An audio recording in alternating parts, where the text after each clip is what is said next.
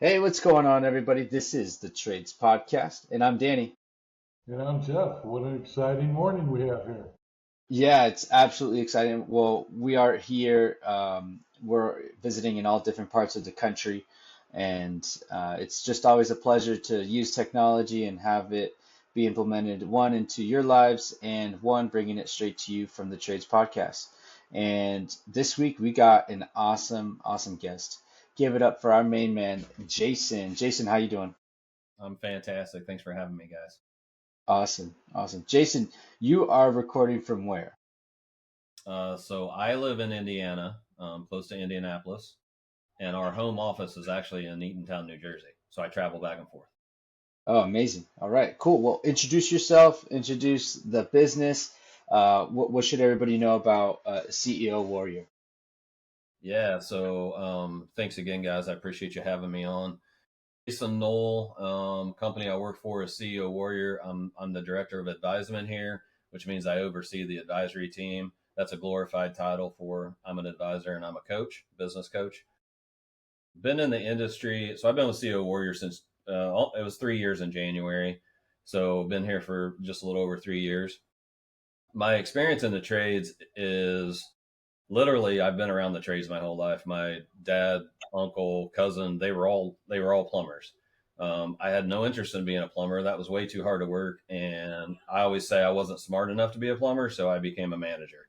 So got into the trades myself in year 2000. I was hired by a local plumbing company owner here in Indianapolis to kind of come on and do some management stuff. Didn't even really have a spot for me. Liked my leadership qualities. I came from an inventory control background. Um, Kind of organized, detailed, pretty structured kind of person, right? So he wanted to try to find a place for me, kind of to fit in. So that's where I started in 2000. Um, Went with that business. I was with that business almost 15 years through buyouts and acquisitions and all of those things. Stayed with that company for about 14 and a half years. That was the Ben Franklin, Mr. Sparky 1 hour franchise owned by Clockwork Home Services at the time. Left there, went to a local company called Mr. Quick Home Services here in Indianapolis to run their plumbing operations. Because I have HVAC, not technically, but I have running businesses. I have HVAC, electrical, plumbing, restoration, experience with managing the businesses, right? I mean, managing businesses, we're in the people business, so it doesn't really matter what we're offering. So he brought me on, wanted me to help him with his plumbing operations, help him make some money, become profitable. Spent about 4.5 years there. Helped him kind of turn the business around, became much more profitable. Um, Doubled the plumbing side just with a few tweaks, and then went to ARS here locally, American Residential Services here in Indianapolis. Went there as the general manager. Um, Went on board there, kind of again needed some new blood, put some processes in place, really built the organization to where it flowed better, and became more profitable. So spent 3.5 years, spent almost 3 years there, and was kind of at a point where I wasn't really sure what I wanted to do next, right? I wanted, what was my next step in my career? And I wasn't even really sure what that was. I wanted to be some kind of regional VP where I traveled around overseeing different businesses and things like that, rather than being in one office every single day. So kind of took a few months off there to figure out what I wanted to do. Someone from CO Warrior gave me a call and said, "Hey, this might be something you're interested in."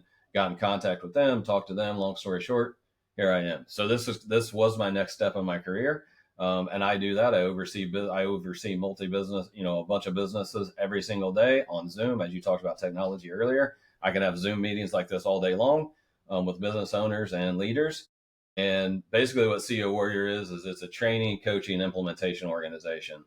So we train every single aspect of a trades business: customer service people, dispatchers, technicians, which we call service experts. We have a leadership class, we have a sales class, right? We train every single aspect of the business. And then we also do one-on-one coaching in business development. And then we have a whole resource library of things that they can implement into their business and things like that. So CEO Warrior basically is bringing clients on a lot of times, and you guys probably know this as well as anybody.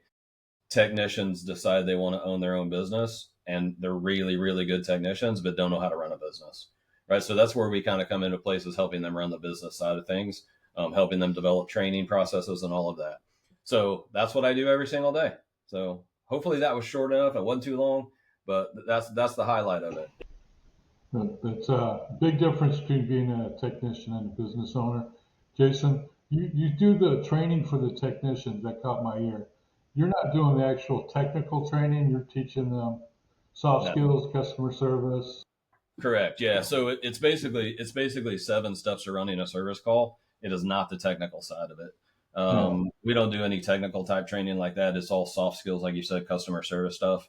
Basically how to talk to a client, and just we call it running the play. We have a process.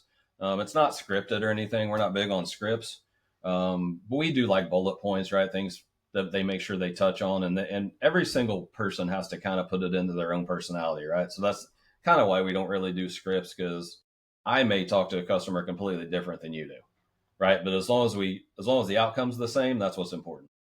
Absolutely. Your background, though, in the plumbing and HVAC allows you to connect with the technicians on a level that you both can understand and relate to. Does that make it easier for you, or do you find Oh, you're like battling them because you know through your experience there's different points that you really got to get through? yeah. I think it does make it easier. And here's why: because before coming to CEO Warrior, I spent 20 plus years. I don't want to give away my age completely. I spent 20 plus years training technicians, right? Just like I do now. I know that service experts, technicians, like that's the lifeblood of our business, right? All the frontline employees, the CSRs, the dispatchers, the technicians, all right? That's what made me. Those are the people that made me successful. It wasn't necessarily me, right? It was just having the right people doing these things. So I've been training these people for years.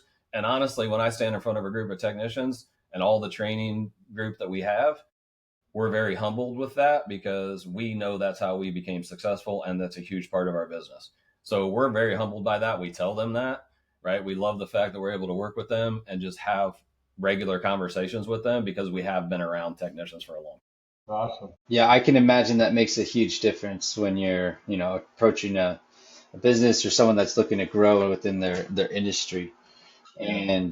And the home service space, that's covering all forms, all industries of construction.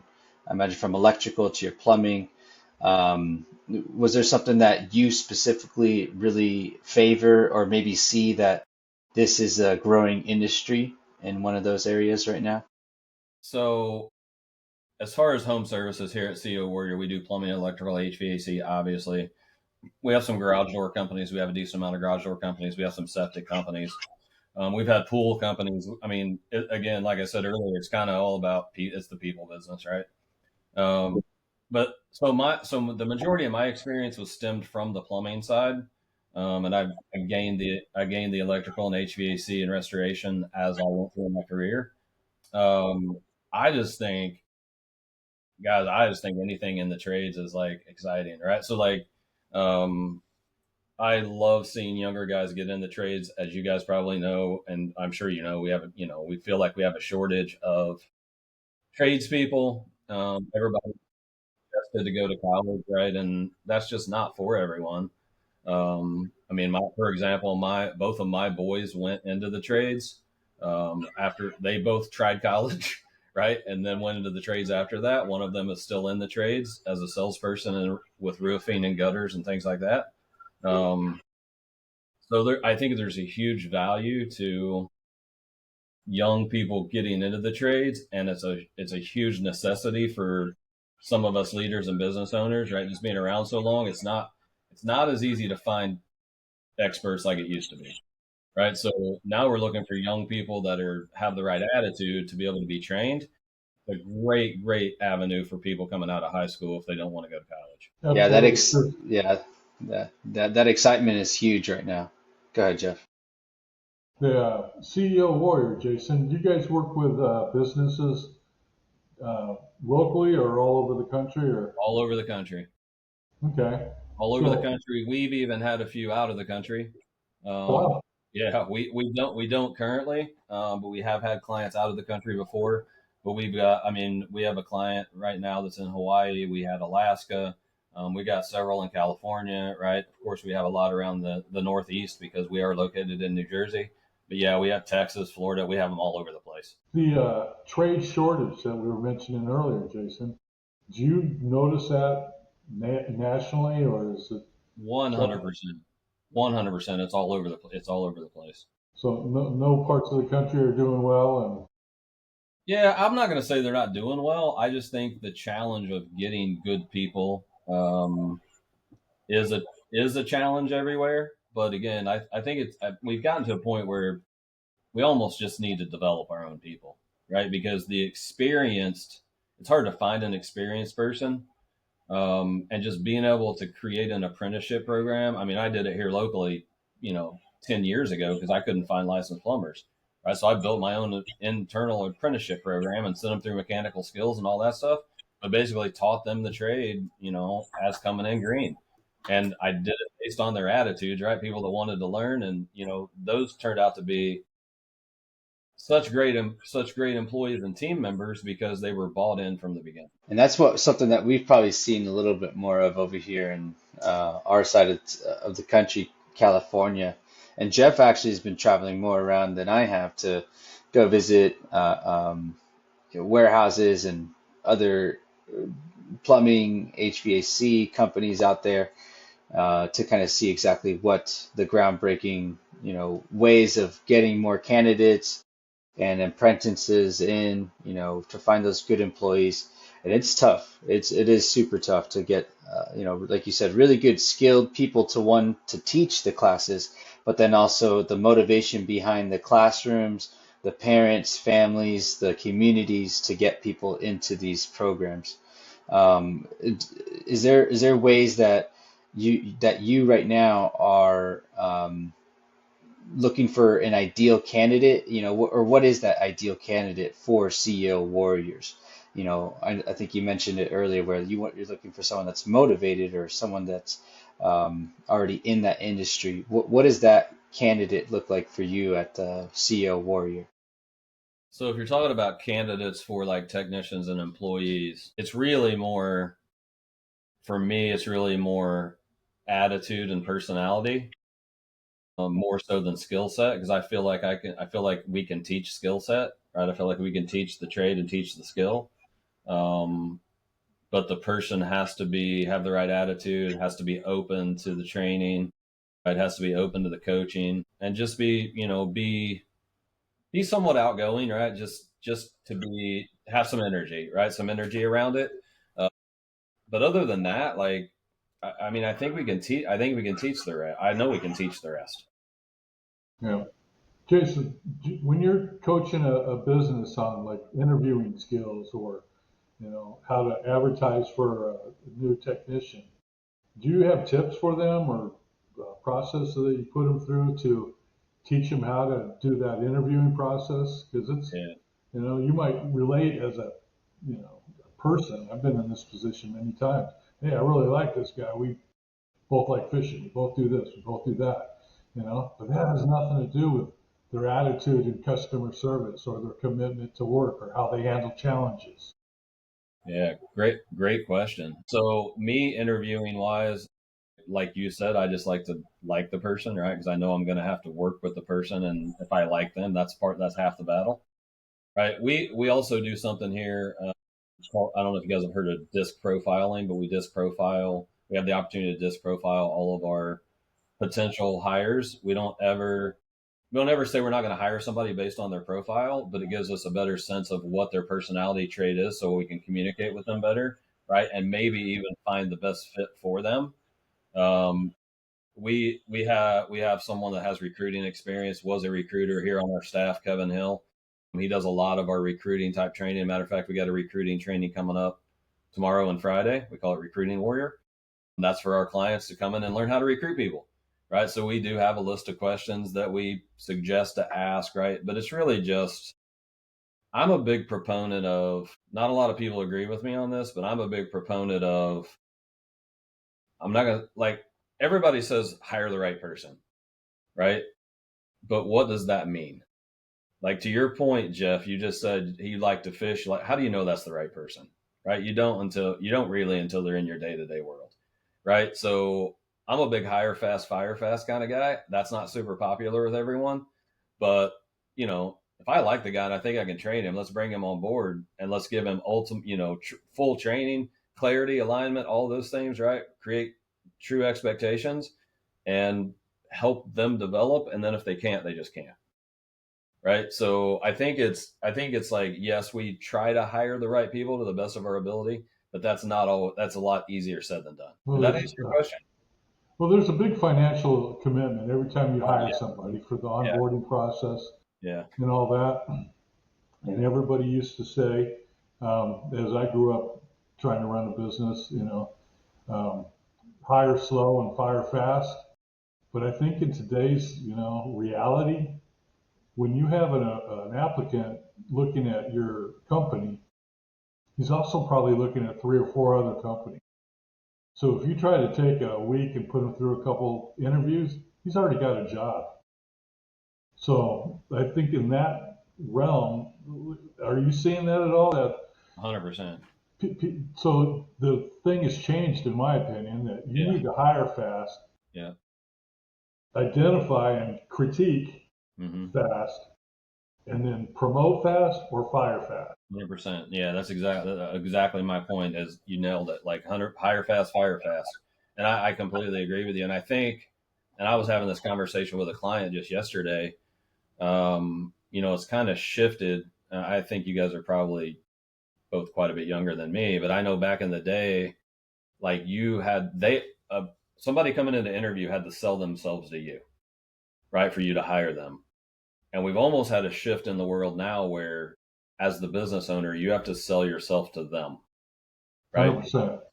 To get them to come on board, right? We have to create our vision around our business and paint this really great picture for them so they understand, and we're almost selling ourselves to them rather than them selling themselves to us.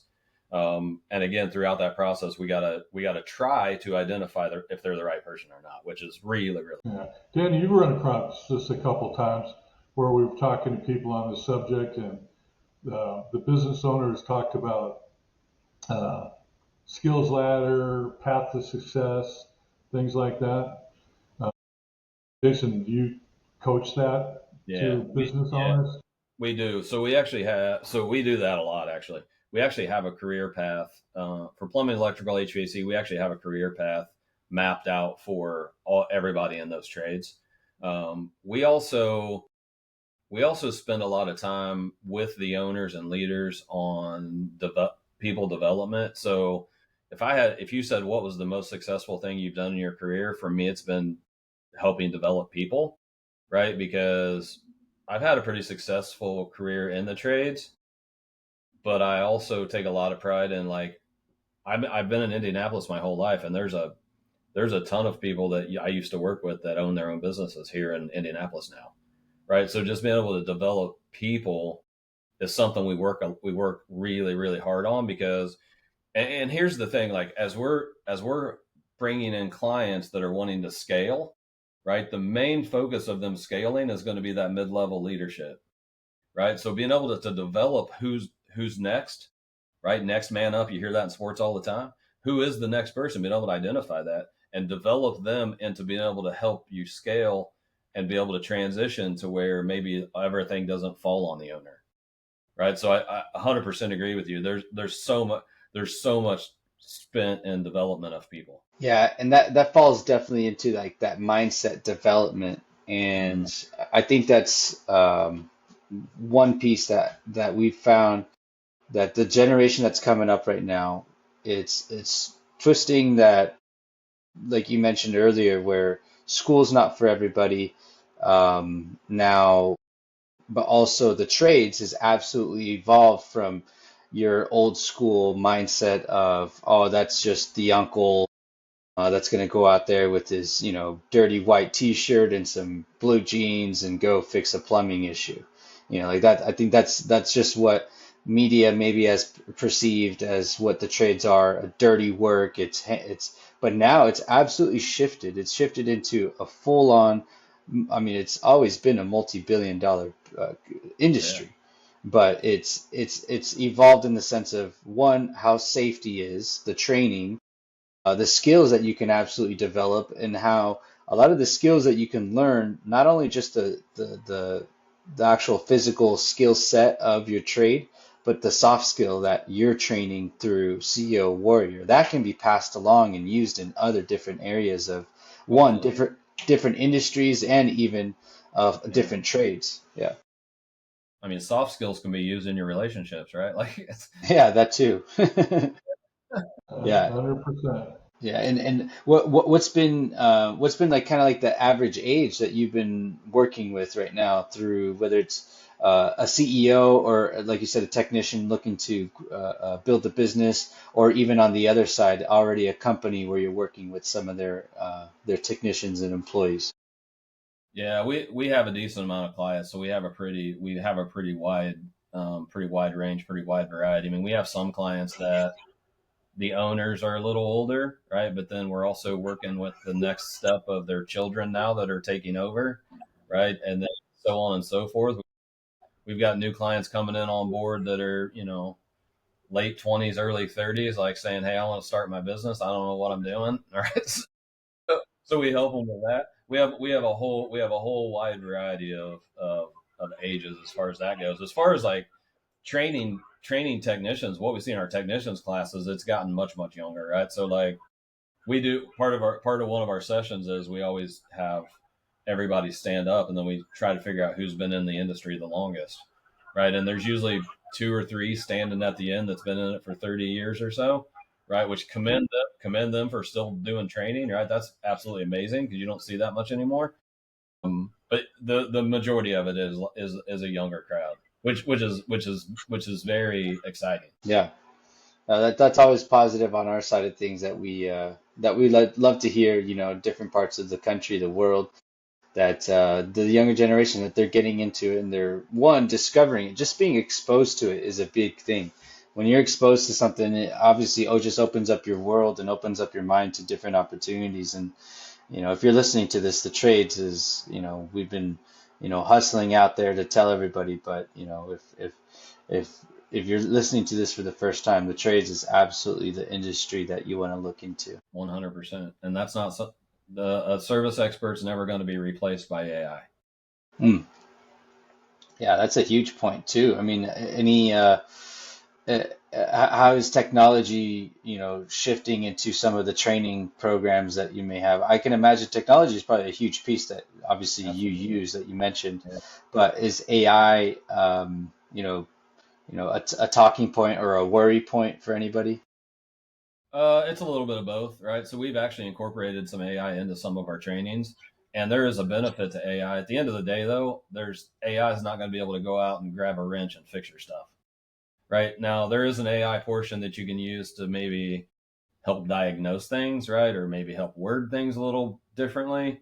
But at the end of the day, the technical part of that is, I mean, I'm going to say that I don't think there's going to be robots going in and fixing your stuff.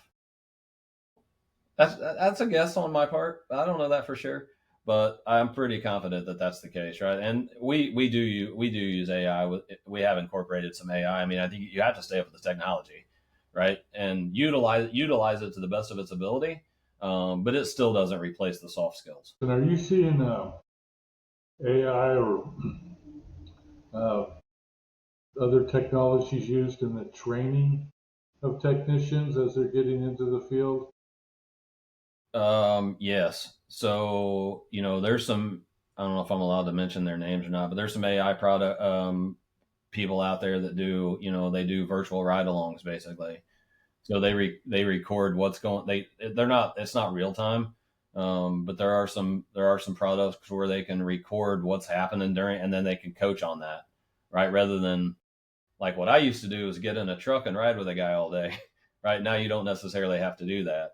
I think there's a very important component to being in a truck with a guy all day, as far as like building relationships and things. However, this does free up some time to be able to do that. So there is some opportunity there, right? There's so many chat channels that you can use now, right? To kind of see kind of see what a guy's doing on every single call, right? It can be recorded. Like there's a lot of opportunity, a lot of technology things that can be done for sure. Absolutely. I've seen that in some of the different fields in the training.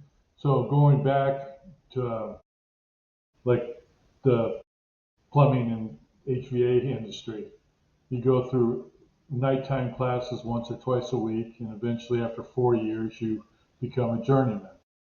What I'm hearing from students now is they can take information in twice as fast using YouTube, Yep, specialized video trainings, absolutely. things like that, and they can get the same knowledge in half the time. Yeah, that's a valid point, right? So But like, but there's a debate from the instructors that are they covering everything? Are we teaching them problem solving skills? You know, so there's a up and down debate on that. Are you no, seeing any of I that? agree. I completely agree with that. I kind of equate that kind of like GPS, right? Like I don't know about you guys, but I used to have to use like MapQuest, right? And that's not even a real thing now. So now you just punch it into your directions into your GPS. And I mean, I think it's made us, for lack of a better term, I think it's made us a little dumber, right? Because we don't have to figure things out, right? So we just punch it into this thing; it does it for us. Am I seeing that? Absolutely. But I think it's positive as well because I think it helps with getting people up to speed a little quicker too. When we do have a shortage of people, so I think there's benefits. I just think we just got to be careful with it. I think it's got to be managed. I'm not against it by any means. I think it's good. We just got to use it. Yeah, I love your talking point on that part where, not that it's, dumbed us down a little bit, but it's helped us, it's helped create less of a barrier to entry for anybody that's looking to get in. For sure. And when you have that, one, it looks more appealing. You can let everybody know and that's interested in it, just how easier it is and why this certain technology is going to help advance their career, and that's totally up to them. That's that whole mindset thing that we touched on earlier, where maybe someone just wants to come in and be a technician. That's it. They don't want to move up. They don't want to become a project manager. They're not looking to move into the office space for sales or anything like that. And it's definitely something where, with the shortage that we have, it'll absolutely help. This technology that's coming out and what you had mentioned earlier, the technology where you can actually record and take it on with you to a project, and actually after you're done, it gives you the feedback. I've seen some technology like that. I thought it was super interesting. Hmm. It is for sure. It is for sure. Yeah, and then I mean that kind of leads us into some, like because you're doing some groundwork with business owners and some of their employees, apprentices, and on that side of things. What's some recommendations for these young adults or folks that are looking to get into the trades? What are some recommendations of getting into the trades that you see and that you can provide? I'd say find apprenticeship programs, right? Like Jeff talked about, the 4 year schools. I can tell you here locally, plumbing wise, we have mechanical skills. It's a 4 year school. And a lot of times, I can tell you from my experience, a lot of times if you get in with a trades company, they'll pay for it, right? Hmm. As long as you work at the same time. So I just think probably just reaching out to local trades companies if it's something you're interested in. Look at the apprenticeships, look at the trade schools. I know several young kids my son's age right now are getting into electrical trades schools, right? So just I mean, there's so much opportunity there. It's just reaching out to trade schools, reaching out to companies, and just see what the opportunity is. Because I know a lot of these companies are hiring young people to get into the trades. And I imagine for all different types of positions too, right? Where technically you may not have to go directly into a hands-on type of position. Yeah, no, that's a great point. And like, I mean, we're talking dispatchers, call center people, right? Inventory people, right? Inventory is a big deal in some of these larger businesses. right? There's a lot of other opportunity outside of just being out in the field. How about women? Have you been seeing more women coming into your guys' programs and into Yeah. companies? Yeah, still not enough. Still not enough. But yes, we have seen. We'll probably in our training sessions we'll have a handful of females in there, which is fantastic, right? I mean, I'd love to see that grow a little more on the female side of it. But yeah, we're seeing that a lot more now than what we did 20 years ago for sure. And I think it comes back to the fact that, like what you said earlier, was the stereotype 20 years ago. It's much better. It's much different now. We still have a ways to go, but it is much better than it was, a while back. So yeah, no, we're seeing a lot of females entering the trades. That's great. No, that's always good to hear. The female, mindset, I think can bring a different detail-oriented style to, certain businesses or trade. And there's always something new to learn and new ways to do things. And I think women and females can definitely bring that perspective into the field. 100%, absolutely agree. Hmm. Jason, speaking of women getting into the trades, do you think in the last 20 years the safety aspect of the trades has changed, and as the trades in general, we're just not doing a good job communicating that to ladies? Yeah, I 100% agree. The safety aspect of the trades have gotten better, and I think it's because that's something that a while back people identified that was super important, right? Because that's like most of our companies, like that's one of their core values, right? We have all of our clients create core values. One of their core values is safety first, right? And that's become super important because a few reasons, right? Like we genuinely want our people to be safe. We want them to have a good living and go home to their families every night, right? So there is a real value to making sure we're focusing on safety. Where again, like a ways back, we just did what we did, and people have bad backs and bad knees and all that because of it, right? So I think the aspect of safety being very focused on now is super important. Do you find companies are trying to put that safety aspect into their, I don't know, marketing campaign? There's marketing for customers, there's marketing for employees. You know, Yeah, I do. We strongly suggest they put that into their recruiting, because making safety as a focus. So yeah, when we're talking to people about recruiting, we definitely want them to include the safety portion of that. you go through a manufacturing plant, no accidents in the last 45 days. Yeah, exactly. I Yeah, like to see no accident in the last, triple digit days. yeah, exactly.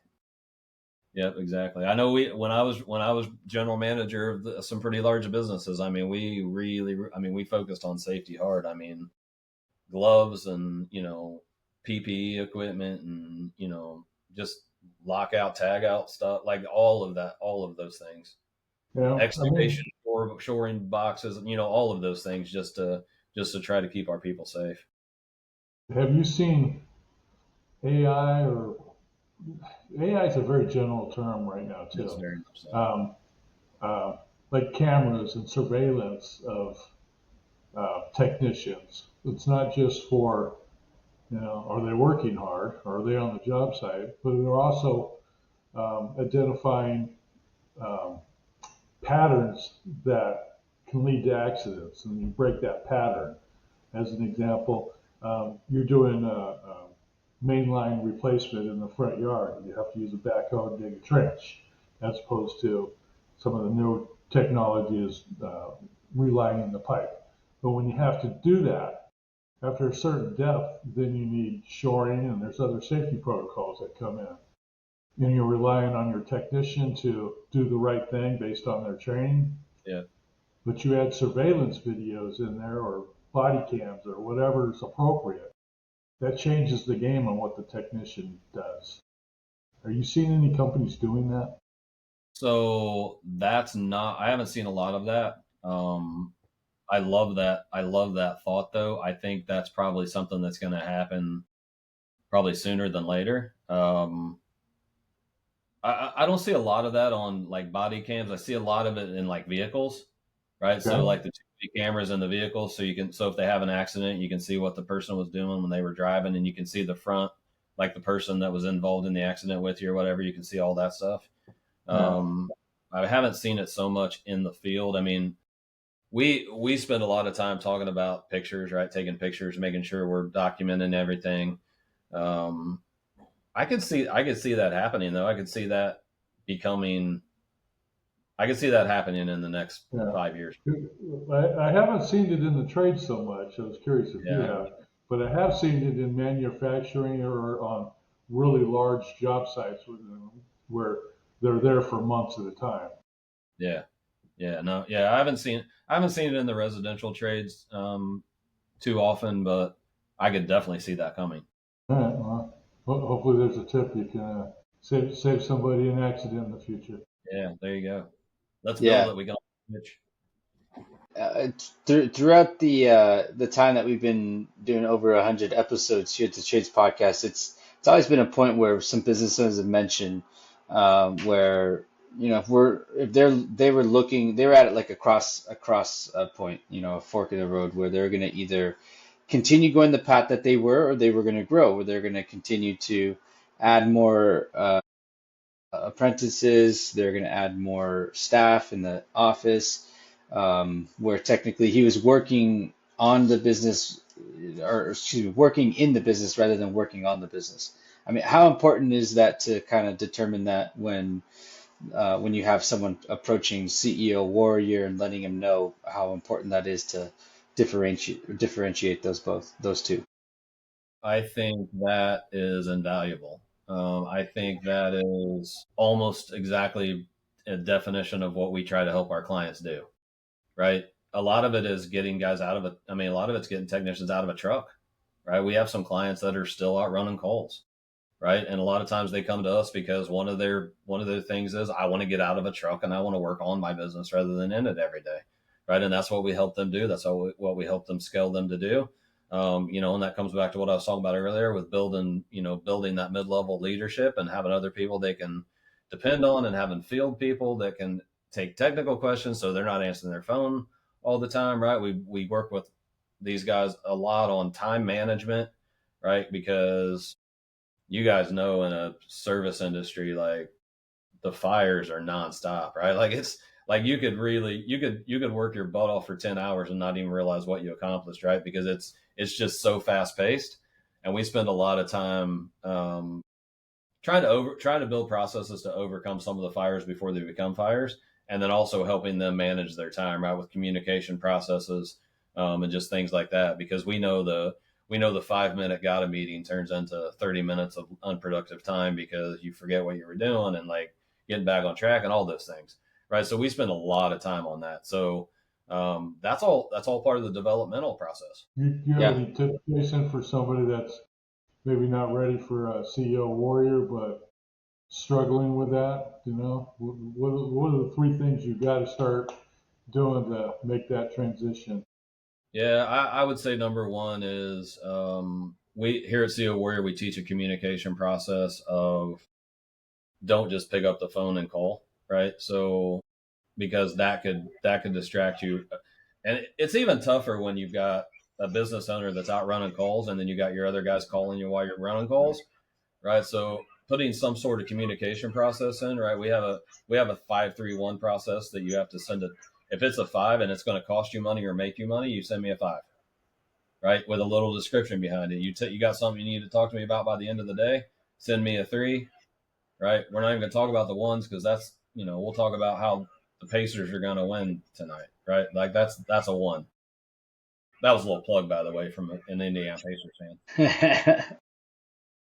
I don't know if you guys caught that or not, but I'd say communication process. The other thing for me is really just time management, right? So how do you manage your time? And I'll just give you an example. Like I use my Outlook calendar.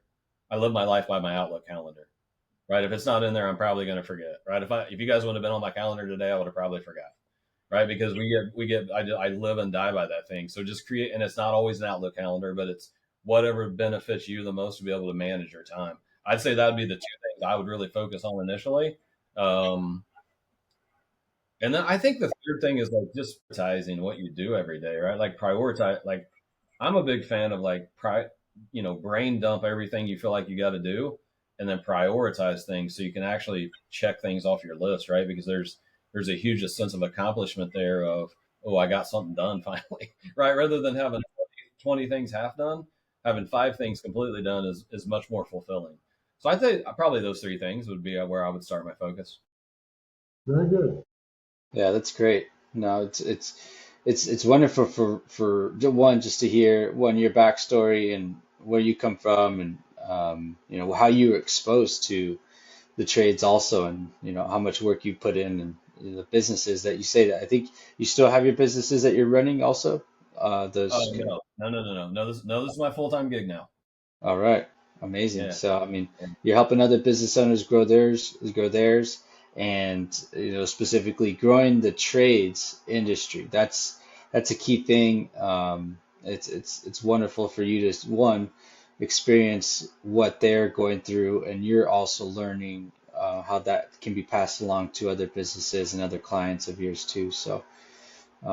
Anything else that you'd like to throw out there to the trades podcast world and let everybody know about CEO Warrior or even yourself? Yeah. If you have any questions regarding CO Warrior, my email address is jason@cowarrior.com. You can also visit our website at cowarrior.com. We do free strategy sessions. If you just have questions, we have some people internally that can answer those questions.